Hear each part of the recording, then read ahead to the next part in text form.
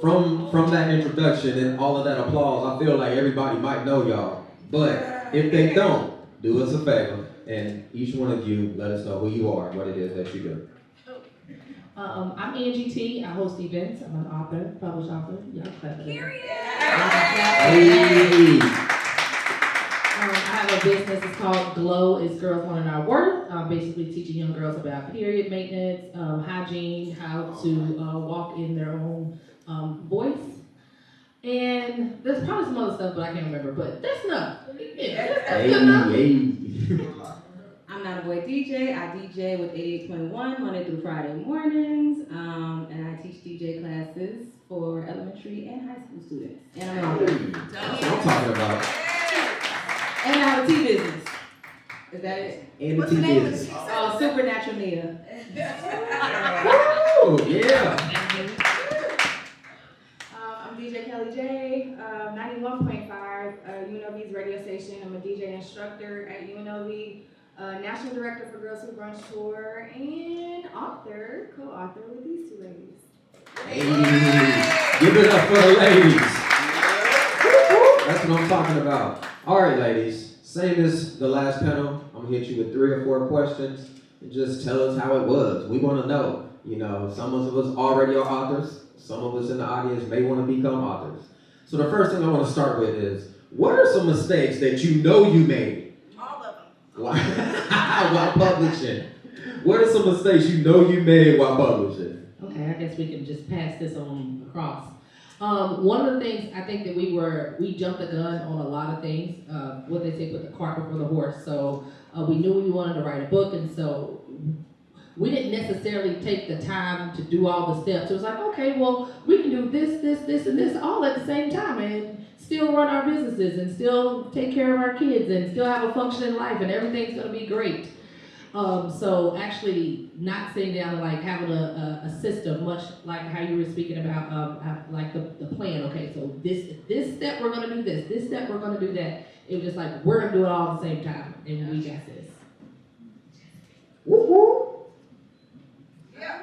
I mean, that sums it up. Just really being so positive about it that we forgot to plan as much. We didn't plan like we should have. Thank God we were able to get everything done, but the planning, I think that we didn't do any of it. We didn't plan at all. We had a release date and a completion date, and somehow the completion date didn't happen, but the release date still happened. So that just lets you know that we were not, And God is good. you know, all the time. All the time. But yeah, the planning was not there, for sure. Okay. Oh, y'all went? That's everybody? All right. So the next question is, name that moment, whether it been like that high or maybe that low, where either you felt like, oh man, I'm on to something, this feels good. Or maybe you felt like, I don't know if I'm gonna get this shit finished. Give us one of those. Okay, I'll pick one, you take the other. Hey. I think the high was when we actually had the book release event. Actually, we had it here in Ninja Karaoke. So shout out to Ninja Karaoke for the I think it was at that moment when we actually released it and we're signing books and like everybody's there showing up and we had a cipher. It was really dope to experience that and like kind of be in the moment because we're on go. Okay, what needs to be done? We're moving on to the next one. For a second, we were able to sit and just kind of be like, we are authors. We got a book. And what do we do next? But it wasn't part of the question. So that was a high until we got in the car. Until we had to pack up. Remember the packing up from the event. Okay. The low, I think the low might be now. So where we're at, we're in September. Our book came out in December of last year. That plateaus. Yeah. Like it was, that plateau happens and we're friends, but we forgot to be business partners first. So we're figuring out, we need to be business partners. I think even though it's not necessarily a low, it's a low for us because we never had to sit in that seat solely. We're solely, or not solely, we're putting this in the forefront because now, you know, the book did what it did. We're Amazon bestsellers, whoop whoop. Okay. Now this is a business, and we didn't structure it as a business from the get-go. So this is not a low, but it's a little bit of a low. All right, boy, you got something? No? She said, don't call on me. Talk to us. Yeah, talk to us. I would just say a different low, because we all know those lows, was for me the editing, because we literally just re-edited our book maybe 2 weeks ago, and that was like, we paid for editors. We had several editors, and a year later we're in the process of trying to get our books on more like collegiate levels and things like that, and I'm very big into no, every comma, every period has to be perfect, and so we're like, we gotta edit it. The school wants it in 3 days. Come on, Angie, come on, we gotta do this. So that was low for me. That was enough for me. Like, I don't want to ever edit another book again. It's almost like humiliating. Like, I can't even put a period where it goes. It wasn't us. I refuse to think that was all us. I'll take it, but it's like it's 3 of us. Neither one of us saw that comma missing. Like, oh my God. I love it. All right, the next question is, as an indie author, how do you measure success? Is it book sales? Is it impact? You know, is it the network you building? Like, how do you measure it? Okay, so I'm gonna give some context into who we are, right? So we are the few. This is fire, earth, and wind. So the specialty of this book is that we have 3 completely different perspectives on what that looks like. So I'm gonna pass this around. Wait, what was the question again? Oh, define success. Okay. Yeah, how do you measure success? All right. So during this plateau, it was at a moment where, you know, now we're pitching to like real deals, real contracts on the table. Like schools are, you know, taking a look at this, and we are negotiating real contracts. And that was like, oh, okay, this is I can get jiggy with this.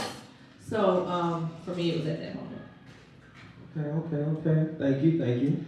I'm always the one who's thinking the biggest, I feel like, in any situation. So for me, I'm like, we should be in Tokyo doing panels. So that probably to me is success. When I'm like in, I don't know, like Dubai doing panels, but at the White House, I don't know. I just want to be on those big levels. So my goalposts will probably always keep moving. That's just how I navigate life. I'm always like, okay, I made it here. Now I want to make it there. Now I want to make it there. I'm almost never satisfied. So yeah. I love it. I'm Earth. This is pretty earthy of me.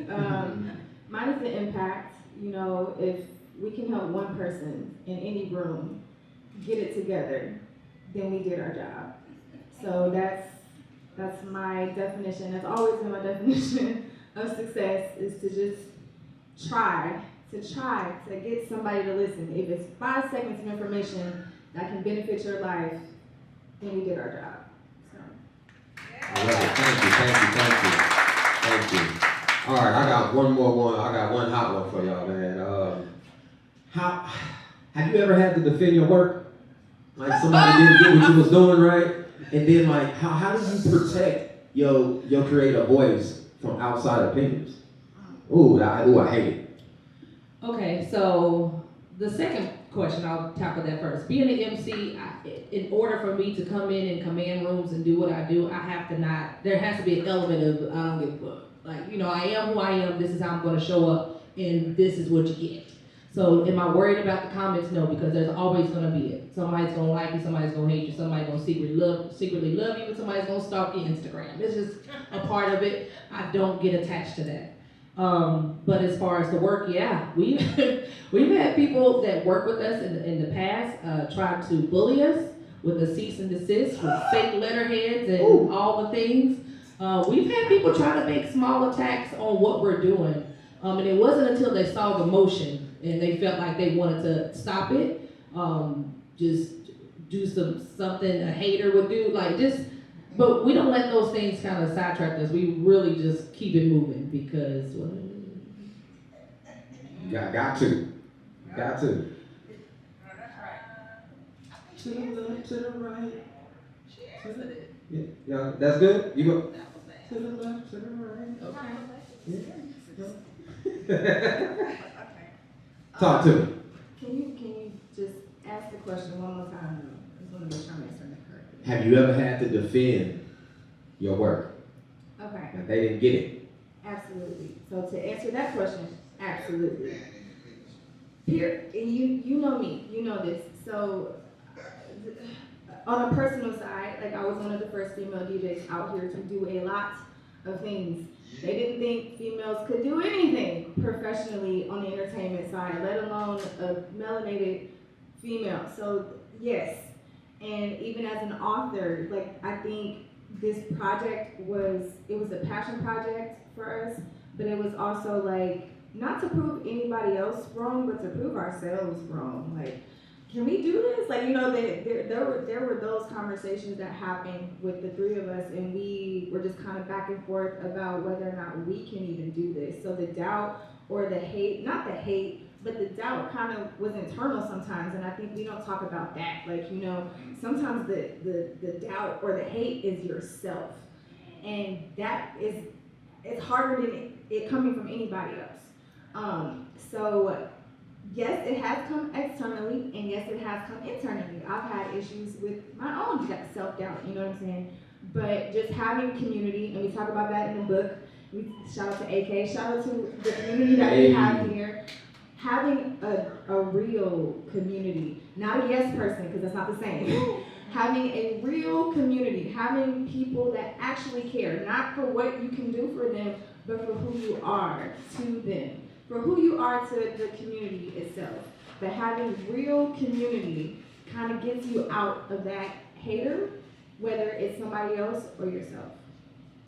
Thank you. Did you want to talk about the second part? What was the second one? The second part was, how do you protect your creative voice from outside opinions? Oh, isolate. Be a hermit. Go home. Like, I'm the outside person, right? Like, I'll post, go outside. But when those attacks are too heavy, go home and pray and meditate and write. We're authors, right? So write. Keep writing. We're authors. Write it all down. It's okay to be home and to sit still for a little bit. It's okay. So that's my answer to that question. Amazing, man. One more time for the few. Let's go.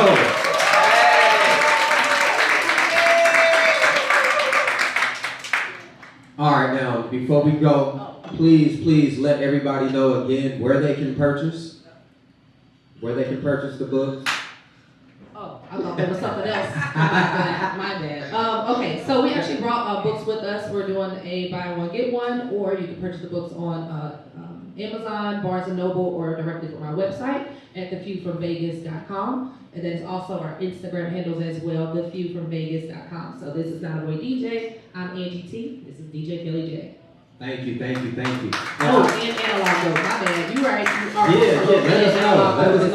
Let us know. I do got one more question to go, if that's cool. You can lay it on me. Right. I kind of want to ask y'all that same marketing question, because you guys are heavily involved with events, radios, and things like that. So I personally feel like you got an advantage because you already own that, right? So what are some things that people need to do or can do coming straight out of writing and now they got to market? Honestly, we were blessed to have a mentor that wrote 30-something books. So the first thing she said, when we said we're going to write a book, she was like, okay, y'all need to market now. It don't matter if you don't have a rough draft or anything, you need to start marketing right this second. So that means behind the scenes, meeting up just to have content days, or at least one video you're going to record to let people know and remind them, like, okay, we're writing a book, this is where we're going. So now when people see you, they're like, oh, well, how's it going? They're reminding you. Sometimes they're keeping you on your toes because it's something you probably done put to the side because life started lifing. But it holds you accountable as well, and it builds up curiosity. Well, what are you writing a book about? And some people who want to write a book, they're going to follow up. It's like, well, how hard? If they can do it, I can do it. Or some people just want to be in your business. Either way it goes, that part doesn't matter. You definitely want to just start marketing as soon as you have the idea and just let it flow that way. Hell yeah. Thank you so much. One more time for the few. Let's go.